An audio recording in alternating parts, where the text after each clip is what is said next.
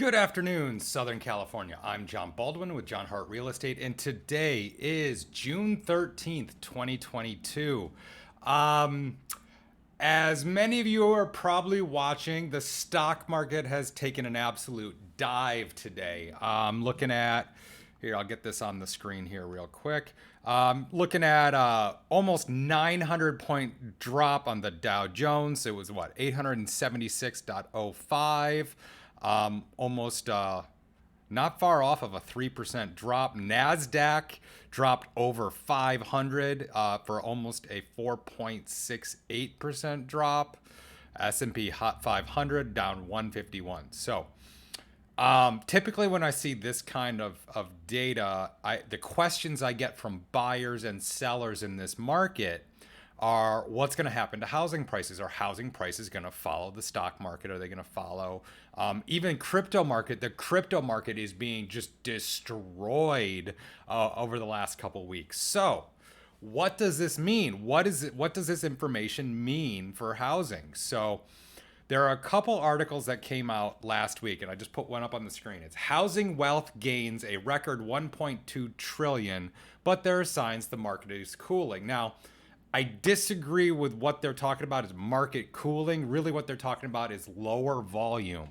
They are not talking about a cooling of the market because we're still dealing with multiple offers. It's just when you have a smaller pool of buyers, your volume is going to go down by definition. Higher prices, higher interest rates lead to a smaller pool of buyers. So this is not unexpected in this part of a cycle. Now I'm going to scroll down because there was a really interesting unprecedented. Let's see. Home equity rose 20% by an unprecedented 1.2 trillion in the first quarter of this year. We have more than double the amount of tappable equity as we did in 2006. And then this boils down to most homeowners have about 200K worth of equity sitting in their house. Now, what does this tell me? It tells me two things. First, we're not going to have a spate of short sales and foreclosures or anything like that because we are in a fundamentally different place. If people had to, they could turn around and sell their house and have cash, have money in the bank, and maybe they turn into a renter, but they're not going to go foreclosure, short sale, and just get out from under a debt. We're in a totally fundamentally different situation. So having that much tappable equity means that, all right, God forbid something happened, you lost your job or whatever, you might be able to get a HELOC, refinance. There's a way for you to keep your house and not have to sell it, because what I'm going to get to in the next article, and what I think is and you hear me harp on it a lot, is inventory. That is our number one issue and remains our number one issue in housing. So here we are. You can't see the headline yet, but I'm going to scroll up. This is from also last week on the 8th. This is housingwire.com. The last two were from cnbc.com. This is our home prices about to fall. And Logan Matashami, I'm probably mangling his name there. He's a very well respected sort of prognosticator, housing. He's kind of called the chart guy because he's really great on charts. But what he does is he goes through and he breaks down. This is on Housing Wire. This is publicly available. I recommend everybody go read it because I'm only going to kind of gloss over it. I don't want to give you a 25-minute video here.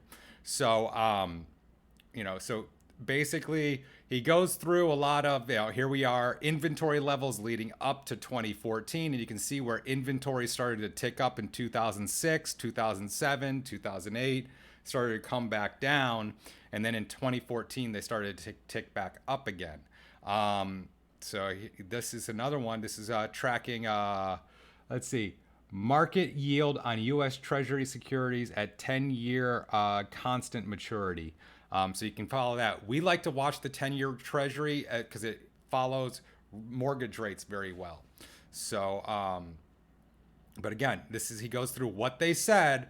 2014, what they said, housing would crash because purchase application data was down 20% year over year, adjusting, The reality, even though sales fell and inventory grew, nominal home prices didn't decline since the monthly supply of homes never came close to breaking over 6 months. This is what I've been talking about for years now, is that until we get to that 6 month sort of tipping point, we're gonna be in a seller's market. Until we get that balanced market where we have about 6 months of supply, there are always going to be more buyers than sellers. So there are going to be more buyers chasing very few homes. And even if we're up a little bit from where we were at the beginning of the year, we're still barely at about 2 months of inventory. So this is not the 6 months of inventory. And what we get to later in this article is that Logan actually starts talking about, once we get to about 4 months of supply is when he's going to start having some questions about what's going to happen in the future. But right now, hovering around 2 months of supply, we're still in that super tight inventory phase. So here we are with a chart from a National Association of Realtors, and this goes through this year. And then you can see right at this tail end here, we're starting to see inventories climb a little bit, but look at this trend line for the last decade. This massive downward trend in inventories with slight summer buildup and then, winter declines, and summer buildups and winter declines. This is how the housing market cycles through each year, but look at that general trend line going down. So we are still at, just hovering above historic lows for inventories. Here we go. 2015, what they said. This was the start of the silver tsunami. The first baby boomers turned 62 in 2008. And thus 2015 was the start of what they would say would be a mass downsizing. Now in California, I've talked about this specifically using like places like Burbank as an example.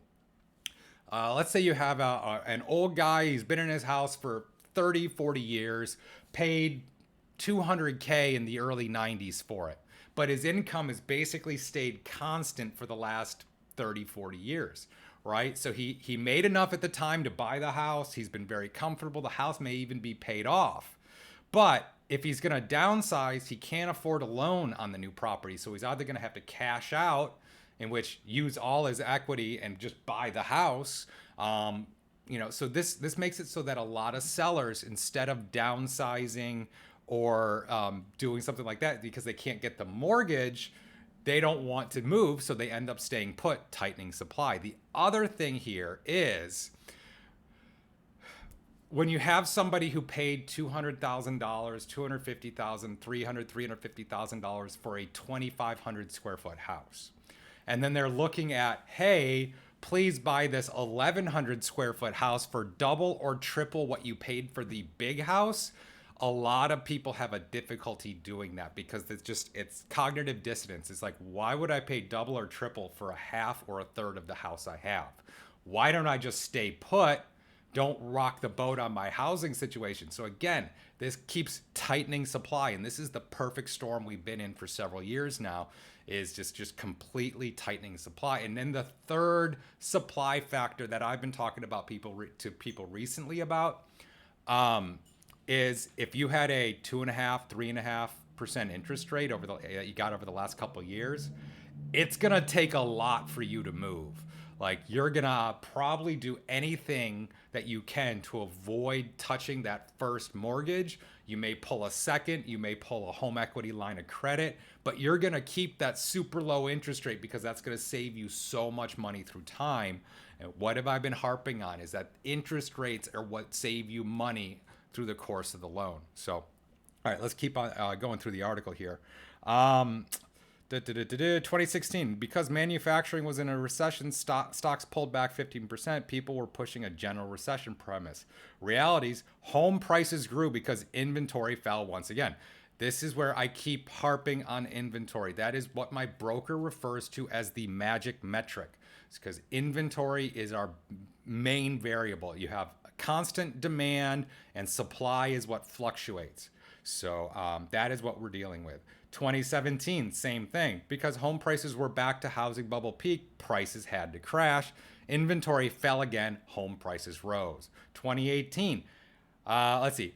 Mortgage rates rising to 5% and the new home sales sector getting hit hard, housing would crash. Reality, existing home sales marketplace was in a much better shape. Sales fell, but total inventory still didn't grow. The monthly supply data increased as it took longer to buy homes. There was no inventory growth, and purchase application data were only negative for 3 weeks out of this year. Again, people want to look back at the 2018 market. It was a great, fairly healthy market overall, but our interest rates were about where they are right now. So it's like the cognitive dissonance for people who have been in the super low interest rate environment for the last couple of years. They're forgetting that only 5 years ago in 2018, interest rates were where they are right now. So that's this craziness of this market, and people have short-term memories and recency bias. So let's see, 2019, housing would crash because inventory was up year over year on monthly supply data for a few months, and the sales trend was still falling. The reality, as rates fell, housing rebounded in the second half of 2019.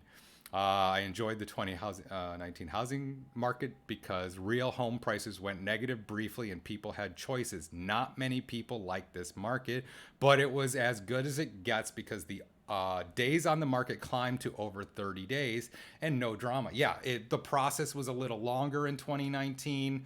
Houses sat on the market for about a month and a half on average usually. So it was one of those where it was a fairly normal market, nothing super exciting. And then 2020 and COVID, a lot of people predicting housing crashes, but everybody in my office, everybody I know, as soon as California allowed us to do our jobs, we were so busy, it was crazy. So this is spot on. Yeah. And now we are dealing with okay. 2021, what they said after failing with another housing crash call.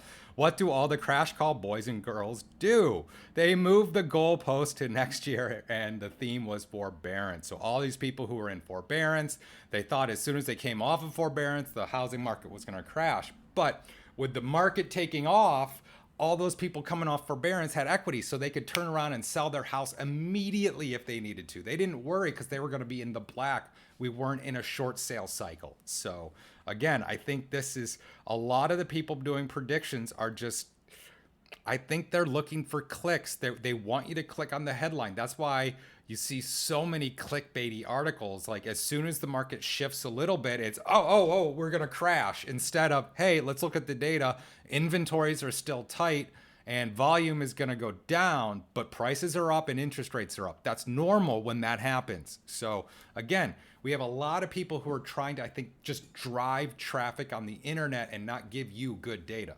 And I'm a data guy. My lender, Tim Harrison, at Cornerstone, he's another data guy, and we can nerd out on the data, and we'll send data back and forth to each other because we think the data is very good to understanding what's going on in the market. All right, let's see. Reality, data was stable, and most people making over $60,000 a year got their jobs back by October. Now that we have the 10 years of history on the books, it's time to talk about the future. All right, so here he is getting into 2022. All right. This means we might have problems of inventory as well. As you can see here, the NAR total inventory data.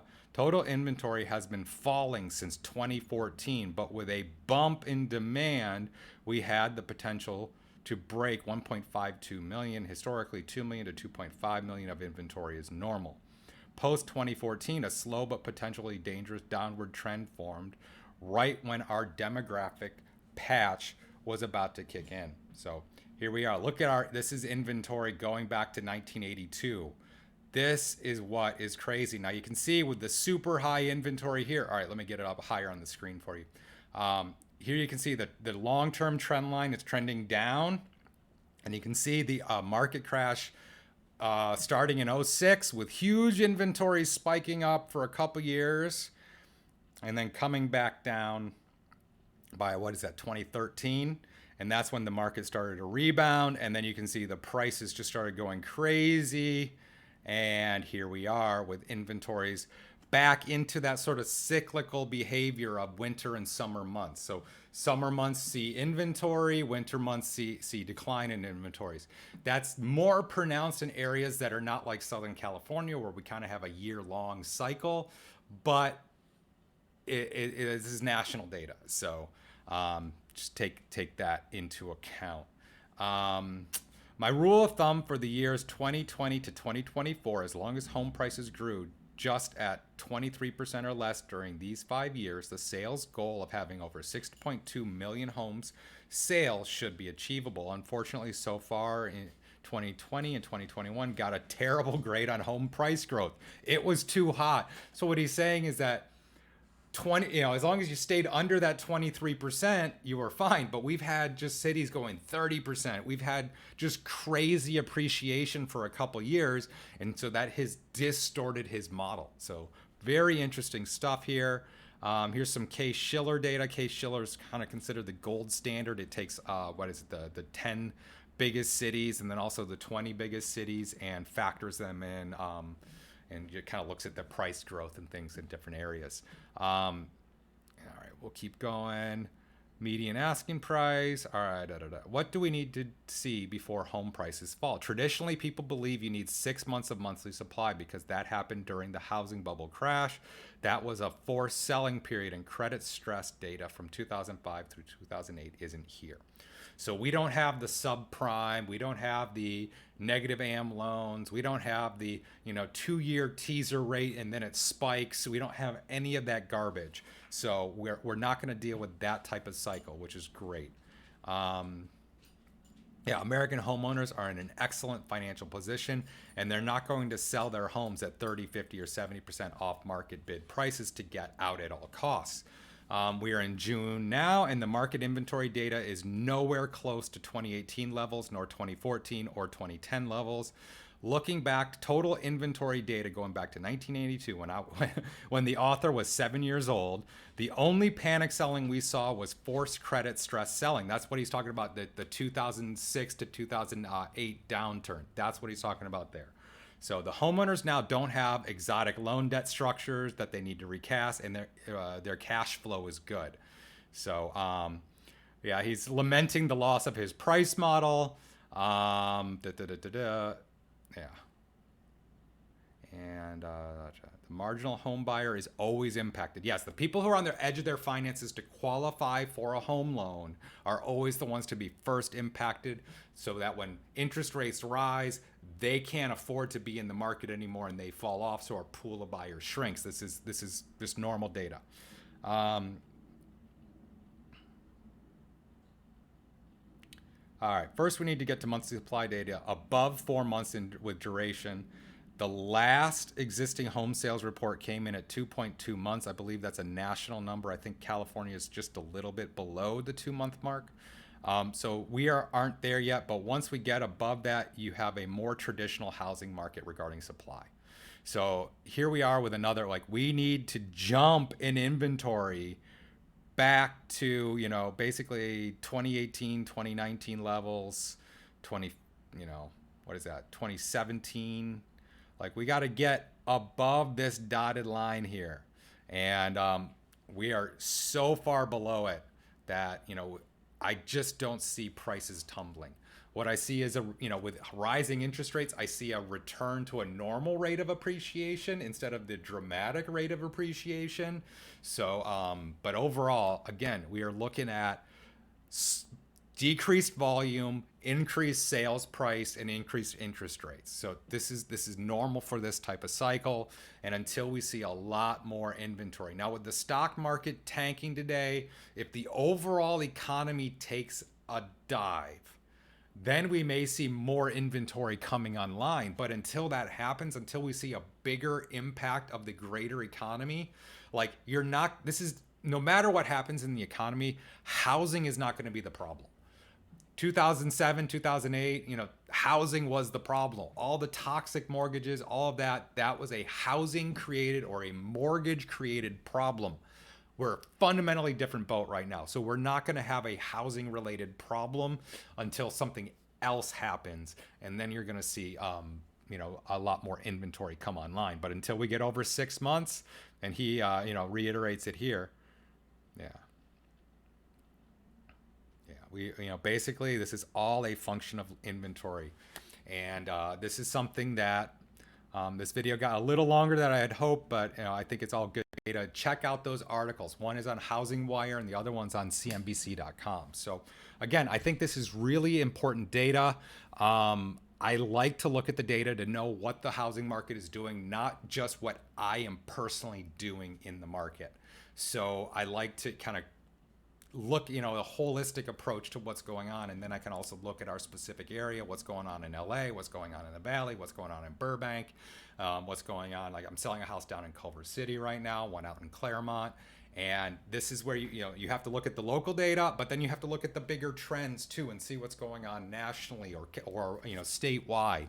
And factor this all in. So give me a call, 213-973-3777, and let's get your house sold.